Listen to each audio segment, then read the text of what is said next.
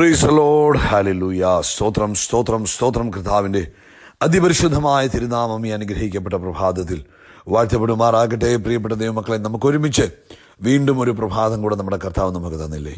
നന്ദിയോടെ സ്തോത്രം പറഞ്ഞാട്ട് 2020 നവംബർ മാസം 21 ശനിയാഴ്ച പ്രഭാതത്തിൽ നമ്മുടെ കർത്താവിനെ ആരാധിക്കുവാൻ, നമ്മുടെ കർത്താവിനെ സ്തുതിക്കുവാൻ, നമ്മുടെ കർത്താവിന് തക്ക മഹത്വം കരയേറ്റുവാൻ തക്കവണ്ണം നമ്മളെ പ്രഭാതത്തിൽ ഉണർത്തിയിരിക്കുന്ന ദൈവത്തിൻ്റെ വൻ കൃപകൾക്കായിട്ട് നന്ദിയുള്ള ഹൃദയത്തോടെ കർത്താവിന് സ്തോത്രം പറഞ്ഞാൽ എല്ലാവരും ചേർന്ന് കർത്താവിനെ അല്പസമയം ഒന്ന് സ്തുതിച്ച് സ്തോത്രം സ്തോത്രം. കർത്താവേ, ഞങ്ങളങ്ങേ സ്തുതിക്കുന്ന കർത്താവേ, ഞങ്ങളങ്ങേ ആരാധിക്കുന്ന കർത്താവേ, അങ്ങ് സർവശക്തനായ ദൈവമാകിയാൽ സ്തോത്രം. അങ്ങ് അങ്ങ് അങ്ങ് ആരാധ്യനായ ദൈവമാണ്, അങ്ങ് പരിശുദ്ധനായ ദൈവമാണ്.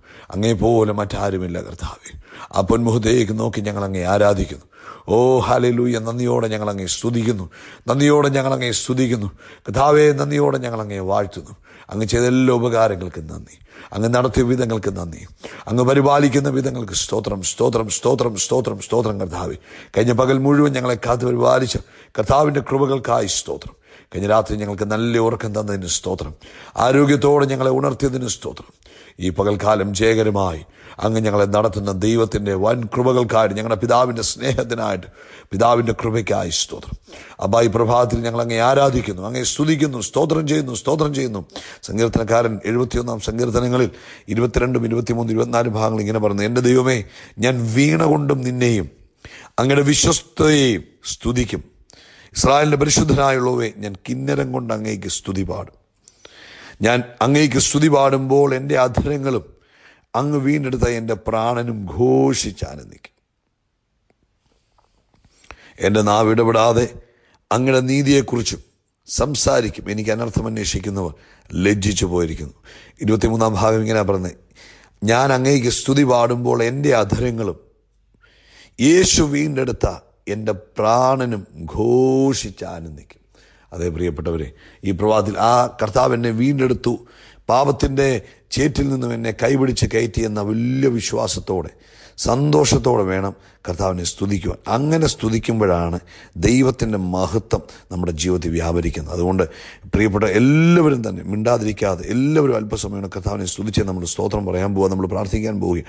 അതുകൊണ്ട് ഒരു പ്രാവശ്യം കൂടെ കർത്താവിനൊന്ന് സ്തോത്രം പറഞ്ഞ് നിറഞ്ഞ ഹൃദയത്തോടെ പാപത്തിൻ്റെ ചേറ്റിൽ നിന്നും എന്നെ വിടുവിച്ച കർത്താവിന് എത്ര സ്തുതിച്ചാലും മതി വരികയില്ല. ആ കർത്താവിനെ നന്ദി നിറഞ്ഞ ഹൃദയത്തോടെ, ഹല്ലേലൂയ, ആനന്ദമുള്ള ഹൃദയത്തോടെ, സ്വസ്ഥതയോടെ കർത്താവിനൊന്ന് സ്തോത്രം പറഞ്ഞാട്ട്: കർത്താവേ, ഞങ്ങളങ്ങേ ആരാധിക്കുന്നു, ഞങ്ങളങ്ങേ സ്തുതിക്കുന്നു, ഞങ്ങളങ്ങേക്ക് നന്ദി പറയുന്നു, ഞങ്ങളങ്ങേ വാഴ്ത്തുന്ന കർത്താവേ, ഞങ്ങളങ്ങേ സ്തുതിക്കുന്ന കർത്താവേ, ഞങ്ങളങ്ങേ സ്തുതിക്കുന്ന കർത്താവേ, സ്തോത്രം പറയുന്ന കർത്താവേ, ഹല്ലേലൂയ, സ്തോത്രം. നമുക്ക് ഒരുമിച്ച് പ്രാർത്ഥിക്കാം.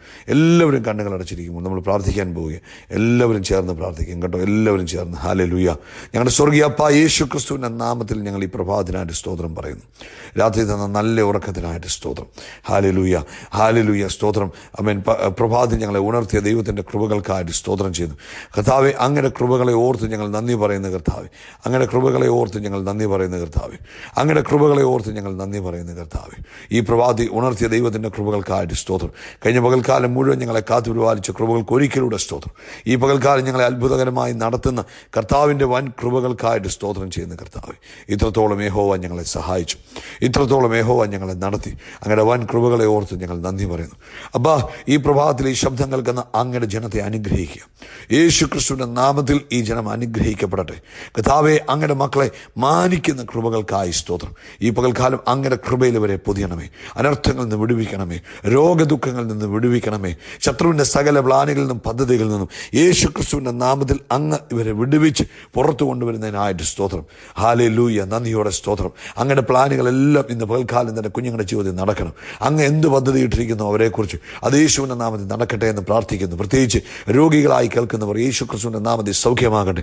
എന്ത് രോഗമാണെങ്കിലും ഇന്ന് പകൽക്കാലം സ്വർഗത്തിനും ഭൂമിക്കും നാഥനായ യേശുവിൻ്റെ നാമത്തിൽ സൗഖ്യമാകട്ടെ.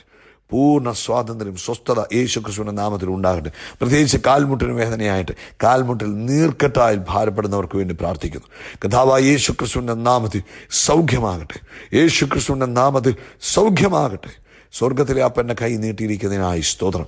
ആരോഗ്യം വന്നിരിക്കുന്നതിനായി സ്തോത്രം. അതുപോലെ കഴുത്തിന് വേദനയാൽ ഭാരപ്പെടുന്നവർക്ക് വേണ്ടി പ്രാർത്ഥിക്കുന്നു. അങ്ങോട്ടും ഇങ്ങോട്ടും തിരിക്കുവാൻ കഴിയാതെ ആമേൻ കഴുത്തിൻ്റെ നടുഭാഗത്തും സൈഡിലും ഒക്കെ വേദനയാൽ ഭാരപ്പെടുന്ന പ്രിയപ്പെട്ടവർക്ക് വേണ്ടി പ്രാർത്ഥിക്കുന്നു. ഇന്ന് പ്രഭാതത്തിൽ യേശു ക്രിസ്തുവിൻ്റെ നാമത്തിൽ സമ്പൂർണ്ണ സൗഖ്യമുണ്ടാകട്ടെ, സമ്പൂർണ്ണ സൗഖ്യമുണ്ടാകട്ടെ, സമ്പൂർണ്ണ സൗഖ്യമുണ്ടാകട്ടെ. കർത്താവേ, അങ്ങ് അത്ഭുതം ചെയ്തല്ലോ, സ്തോത്രം.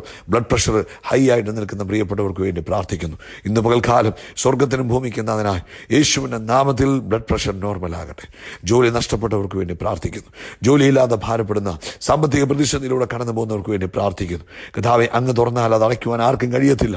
ഇന്ന് പകൽക്കാലം യേശു ക്രിസ്തുവിൻ്റെ നാമത്തിൽ വാതിലുകൾ തുറന്നു വരട്ടെ എന്ന് പ്രാർത്ഥിക്കുന്നു. അതുപോലെ ദൈവസഭയെ ഞങ്ങൾ അനുഗ്രഹിക്കുന്നു. കർത്താവേ, ഇന്ന് പകൽക്കാലം ഒരു പ്രാവശ്യം കൂടെ ഈ ശബ്ദം കേൾക്കുന്ന എല്ലാവരെയും അനുഗ്രഹിച്ച് പ്രാർത്ഥിക്കുന്നു. കർത്താവിൻ്റെ കൃപ എല്ലാവരെയും പൊതിയണം. ആമേൻ. സഭ വളരട്ടെ. ലോകമെമ്പാടും കർത്താവിൻ്റെ ശരീരമാകുന്ന സഭ ശക്തിപ്പെടുവാൻ, വിശ്വാസത്തിൽ വർദ്ധിക്കുവാൻ, എണ്ണത്തിൽ പെരുകുവാൻ കർത്താവ് ഇടവരുത്തുന്നതിനായിട്ട് സ്തോത്രം. പ്രാർത്ഥന കേട്ട കൃപകൾക്ക് നന്ദി. സകല മഹത്വം പുകഴ്ചയപ്പയ്ക്ക് യേശു ക്രിസ്തുവിൻ്റെ നാമത്തിൽ തന്നെ. ആമേൻ, ആമേൻ, ആമേൻ. കർത്താവ് നിങ്ങളെ അനുഗ്രഹിക്കട്ടെ. ദൈവത്തിൻ്റെ കൃപയും സമാധാനവും നിങ്ങളുടെ ജീവിതത്തിൽ എന്നും എന്നേക്കും ഉണ്ടായിരിക്കുമാറാകട്ടെ. പ്രിയപ്പെട്ടവരെ, നിങ്ങൾക്ക് കർത്താവ് ചെയ്ത നന്മകളെ നിങ്ങൾ മറ്റുള്ളവരോട് പറയുന്നവരായിരിക്കും. നിങ്ങളുടെ ജീവിതത്തിൽ കർത്താവ് ചെയ്ത നന്മ, കർത്താവ് തന്ന സൗഖ്യം, കർത്താവ് തന്ന എല്ലാം മറ്റുള്ളവരോട് പറയുമ്പോഴാണ് കർത്താവിന് അതിനകത്ത് സന്തോഷമുണ്ടാകുന്നത്. പലർക്കും നാണമാണ് പറയാൻ. കർത്താവ് ചെയ്തു, കർത്താവ് സൗഖ്യമാക്കി, കർത്താവ് വിടുവിച്ചു എന്നൊക്കെ പറയാൻ മടിയാണ്. ആമേൻ. നിങ്ങൾ അത് പരസ്യമൊന്നും കൊടുക്കാനല്ല ഞാൻ പറഞ്ഞത്. നിങ്ങൾ നിങ്ങളുടെ അടുത്തുള്ളവരോട്, അയൽവാസികളോട്, കൂടെ ജോലി ചെയ്യുന്നവരോട്, കൂടെ യാത്ര ചെയ്യുന്നവരോട് പറയണം, യേശു എൻ്റെ ജീവിതത്തിൽ ചെയ്തത് കേട്ടോ. മറക്കല്ലേ. മറ്റുള്ളവരോട് സാക്ഷിയാകുവാനാണ് കർത്താവ് നമ്മളെല്ലാവരും വിളിച്ചത്. നിങ്ങൾ പരിശുദ്ധാത്മാവ് വന്നു കഴിയുമ്പോൾ നിങ്ങൾ എൻ്റെ സാക്ഷിയാകുമെന്നാണ് പറഞ്ഞത്. അപ്പോൾ ഈ സാക്ഷിയാകുക എന്ന് പറഞ്ഞാൽ അതിന് ക്രൂസൈഡ് പ്രസംഗിക്കാനാകണമെന്നല്ല അതിൻ്റെ അർത്ഥം. നിങ്ങളുടെ വാമൊഴിയാൽ, നിങ്ങളുടെ പ്രവൃത്തിയാൽ യേശു മറ്റുള്ളവരിലേക്ക് ചെല്ലട്ടെ കേട്ടോ. ദൈവം അനുഗ്രഹിക്കട്ടെ. കേട്ടാട്ടെ. ഫിലിപ്പിയ ലേഖനം 4-ാം അധ്യായം അതിൻ്റെ 19-ാമത്തെ വാക്യത്തിൽ അപ്പോസ്തലനായ പൗലോസ് ശ്ലീഹായിലൂടെ പരിശുദ്ധാത്മാവ് ഇങ്ങനെ എഴുതി, എൻ്റെ ദൈവമോ നിങ്ങളുടെ ബുദ്ധിമുട്ടൊക്കെയും മഹത്വത്തോടെ തൻ്റെ ധനത്തിനൊത്തവണ്ണം ക്രിസ്തുവേശുവിൽ പൂർണ്ണമായി തീർത്തു തരും. ഒരു ദൈവ പൈതലിനെ സംബന്ധിച്ചിടത്തോളം ആ ദൈവ പൈതലിൻ്റെ ഏതാവശ്യവും പൂർണ്ണമായി തീർത്തു കൊടുക്കുന്നത് മനുഷ്യരല്ല, കർത്താവാണ് തീർത്തു കൊടുക്കുന്നത്. അതാണ് പൗലോസ് അപ്പോസ്തലൻ ഇവിടെ ഉറപ്പിച്ച് ദൈവജനത്തോട് പറയുക. ഫിലിപ്പിയിലെ ദൈവസഭയോടാണ് പറയുന്നത്. ദൈവസഭ എന്ന് പറഞ്ഞാൽ കർത്താവായ യേശു ക്രിസ്തുവിൻ്റെ രക്തത്താൽ വിലയ്ക്ക് മേടിക്കപ്പെട്ടവരാണ്. അവരോട് പറയുക, എൻ്റെ ദൈവമോ, അർത്ഥം ഇത്രയേ ഉള്ളൂ പൗലോസ് പറഞ്ഞത്, എൻ്റെ കഴിഞ്ഞകാല ജീവിതത്തിൽ ഞാൻ അനുഭവിച്ച സത്യമാണ് ഞാൻ നിങ്ങളോട് പറയുന്നത്. കഴിഞ്ഞകാല ജീവിതത്തിൽ എന്നെ നടത്തിയ വിധം വെച്ചുകൊണ്ടാണ് ഞാൻ പറയുന്നതാണ് അപ്പോസ്തലനോട് ഉദ്ദേശിക്കുന്നത്. അതായത് അവൻ ആകാശത്തെയും ഭൂമിയും ഉണ്ടാക്കിയ ദൈവം, ഭൂമിയും അതിൻ്റെ പൂർണ്ണതയും ഭൂതലവും അതിൻ്റെ നിവാസികളും എൻ്റേതെന്ന് പറഞ്ഞ കർത്താവ്, വെള്ളിയും പൊന്നും എനിക്കുള്ളതെന്ന് പറഞ്ഞ കർത്താവ്, സകലത്തിൻ്റെയും ഉടയവനായ കർത്താവ്, അതാണ് അപ്പോസ്തലൻ പറയുന്നത്. എന്നിട്ട് തൻ്റെ ജീവിതത്തിൽ തൻ്റെ ആവശ്യങ്ങളെ നിറവേറ്റി കൊടുത്തപ്പോൾ തൻ്റെ ജനത്തോട് അല്ലെങ്കിൽ സഭയോട് പറയുക, എൻ്റെ ദൈവമോ നിങ്ങളുടെ ബുദ്ധിമുട്ടൊക്കെയും, ഇംഗ്ലീഷിൽ പറയുന്നത് ഓൾ യുവർ നീഡ്സ്, നിങ്ങളുടെ ആവശ്യങ്ങൾ എന്തൊക്കെയാണ്. ഒരു ദൈവവൈതലെ നിങ്ങൾക്ക് എന്തൊക്കെ ആവശ്യമുണ്ടോ, നിങ്ങളുടെ ജീവിതത്തിലെ എന്തൊക്കെ ആവശ്യങ്ങൾ, നിങ്ങളുടെ കുഞ്ഞിൻ്റെ ഫീസ് അടയ്ക്കണം, നിങ്ങളുടെ വീടിൻ്റെ വാടക കൊടുക്കണം, നിങ്ങളുടെ കൊച്ചിൻ്റെ കല്യാണം നടത്തണം, അവൻ നിങ്ങളുടെ ശരീരത്തിന് സൗഖ്യം വേണം, അവൻ നിങ്ങളുടെ കുടുംബത്തിൽ സമാധാനം വേണം, അങ്ങനെ എന്തൊക്കെ ആവശ്യങ്ങളുണ്ടോ അതൊക്കെയും ആമേൻ. എന്തെങ്കിലും 1-2 ആവശ്യങ്ങളല്ല നിറവേറ്റുന്നത്. എന്തൊക്കെ ആവശ്യങ്ങളുണ്ടോ അതൊക്കെയും ക്രിസ്തുവേശുവിൽ, അതായത് യേശു ക്രിസ്തുവിലായിരിക്കുന്ന ഒരു ദൈവ പൈതലിനെ പൂർണ്ണമായി തീർത്തു തരും കേട്ടോ. അതുകൊണ്ട് ഇന്ന് പ്രഭാതത്തിൽ ഈ സന്ദേശം കേൾക്കുന്ന പ്രിയ സഹോദര, സഹോദരി, മാതാവേ, പിതാവേ, നിങ്ങൾ ഏത് ആവശ്യത്തിൻ്റെ മുഖത്ത് നിൽക്കുകയാണെങ്കിലും നിങ്ങളുടെ ആ 2 കൈയും ഉയർത്തി സ്വർഗത്തോട്ട് നോക്കിയിട്ട് പറ, ഞാൻ ഈ വചനം വിശ്വസിക്കുന്നു. എൻ്റെ കർത്താവ് എൻ്റെ സകല ആവശ്യങ്ങളും ക്രിസ്തുവേശുവിൽ പൂർണ്ണമായി തീർത്തു തരും. ഇങ്ങോട്ട് നോക്കിക്കേ. ഇനിയും അതിനകത്ത് ശ്രദ്ധിക്കേണ്ടത് അത് നിങ്ങൾ വിശ്വസിക്കണം. നിങ്ങളുടെ ആവശ്യം എന്ത് തന്നെ ആയിക്കട്ടെ, യഹോവ കരുതുമെന്ന് അതിൻ്റെ അർത്ഥം. യഹോവ ജൈറ, കരുതുന്ന ദൈവം. അതായത് എൻ്റെ ആവശ്യം എന്ത് വായിക്കോട്ടെ, ആ ആവശ്യത്തെ എങ്ങനെ തീർത്തു തരും? പൂർണ്ണമായി തീർത്തു തരും. എവിടെ നിന്ന് തീർത്തു തരും? സ്വർഗത്തിൽ നിന്ന് തീർത്തു തരും. അപ്പോൾ എൻ്റെ റിസോഴ്സ് എവിടെ നിന്നാണ് വരുന്നത്? എനിക്കിന്നൊരു ആവശ്യമുണ്ടെങ്കിൽ അതിനെ തീർപ്പ് കൽപ്പിക്കുന്നത് മനുഷ്യനല്ല, അതിനെ തീർപ്പ് കൽപ്പിക്കുന്നത് സ്വർഗത്തിൽ നിന്നാണ്. സ്വർഗത്തിൽ നിന്നായതുകൊണ്ട്, സ്വർഗത്തിലെ റിസോഴ്സുകളായതുകൊണ്ട് മാനുഷികമായതൊന്നും അതിനെ ബാധിക്കുന്നില്ല, നാച്ചുറലായതൊന്നും അതിനെ ബാധിക്കുന്നില്ല. അത് നെവർ എൻഡിങ് ഫൗണ്ടനാണ് സ്വർഗത്തിൽ നിന്നുള്ളത്. അത് ലിമിറ്റ്ലെസ് ആണ് സ്വർഗത്തിൽ നിന്നുള്ളത്. ഹല്ലേലൂയ. അൺഅഫക്റ്റഡ് ആണ്. ഈ ലോകത്തിലെ മറ്റെല്ലാ റിസോഴ്സുകളും ഏതെങ്കിലും ഒന്നിനാൽ അഫക്റ്റഡ് ആയിരിക്കും. സഹായിക്കും. ഇപ്പോൾ കൊറോണ വന്നപ്പോൾ സാമ്പത്തിക സ്രോതസ്സുകളെ അത് അഫക്റ്റ് ചെയ്തിരിക്കുക. ഹല്ലേലൂയ. നാച്ചുറൽ കലാമിറ്റീസ് വന്നാൽ അത് മറ്റ് പലതിനെ അഫക്റ്റ് ചെയ്യും. നമ്മുടെ കൃഷിയെ അഫക്റ്റ് ചെയ്യും, അങ്ങനെ പലതിനെ അഫക്റ്റ് ചെയ്യും. എന്നാൽ സ്വർഗത്തിൽ നിന്ന് വരുന്ന റിസോഴ്സിനെ അഫക്റ്റ് ചെയ്യുവാൻ ഒന്നിനും കഴിയത്തില്ല. മന്ന പൊഴിഞ്ഞത് അവർക്ക് ആവശ്യമുള്ള അത്രയും കാലം മുടക്കം കൂടാതെ മന്ന പൊഴിഞ്ഞു. അങ്ങനെങ്കിൽ ഇന്ന് പകൽക്കാലം വിശ്വസിക്കുക, നിങ്ങളുടെ ആവശ്യം എന്തുമായിക്കോട്ടെ, ആ ആവശ്യത്തിൽ കർത്താവ് ഇങ്ങനെയാണ് പറഞ്ഞത്, അത് പൂർണ്ണമായി ക്രിസ്തുവിൽ തീർത്തു തരും. ഒരു മുടക്കവും വരാതെ സൂക്ഷിക്കുവാൻ, ഒരു മുടക്കവും വരാതെ തീർത്തു തരുവാൻ എൻ്റെ കർത്താവ് വിശ്വസ്തനാ. വിശ്വാസമുണ്ടെങ്കിൽ കരമുയർത്തി സ്തോത്രം പറ. അതുകൊണ്ട് ഇന്ന് പകൽക്കാലം നമ്മൾ വാ തുറന്ന് പറയണം, എൻ്റെ ദൈവമോ എൻ്റെ ഈ ആവശ്യം ക്രിസ്തുവിൽ പൂർണ്ണമായി തീർത്ത് തന്നിരിക്കുന്നു. അത് തന്നിരിക്കുന്നു എന്ന് പറയാൻ തന്നെ ധൈര്യം കാണിക്കണം. കാരണം തിരുവചനത്തിൽ പറഞ്ഞു തീർത്തു തരും. അപ്പം നിങ്ങൾക്കൊരാവശ്യം വരുമ്പോൾ ആ ആവശ്യം വരുന്നതിന് മുമ്പ് കർത്താവ് അതിനുള്ള കരുതൽ കരുതി വെച്ചിട്ടുണ്ട്. അതുകൊണ്ട് നിങ്ങൾ വിശ്വാസത്തോടെ നിങ്ങളുടെ വാ തുറന്ന് പറയുമ്പോൾ എന്ത് സംഭവിക്കും? ആ റിസോഴ്സ് നിങ്ങളുടെ ജീവിതത്തിലേക്ക് റിവീലായി വരും. അവൻ ഒരിക്കൽ നമ്മുടെ അബ്രഹാം പിതാവ് തൻ്റെ ഏകജാതനായ പുത്രനായ ഇസ്ഹാക്കിനെ യാഗം കഴിക്കാൻ വേണ്ടി മോറിയാമലയിലേക്ക് പോവുക. മോറിയാമലയിലേക്ക് പോകുന്ന സമയത്ത് തൻ്റെ കയ്യിൽ വിറകുണ്ട്, അവൻ തീയുണ്ട്, അവൻ എല്ലാം ഉണ്ട്.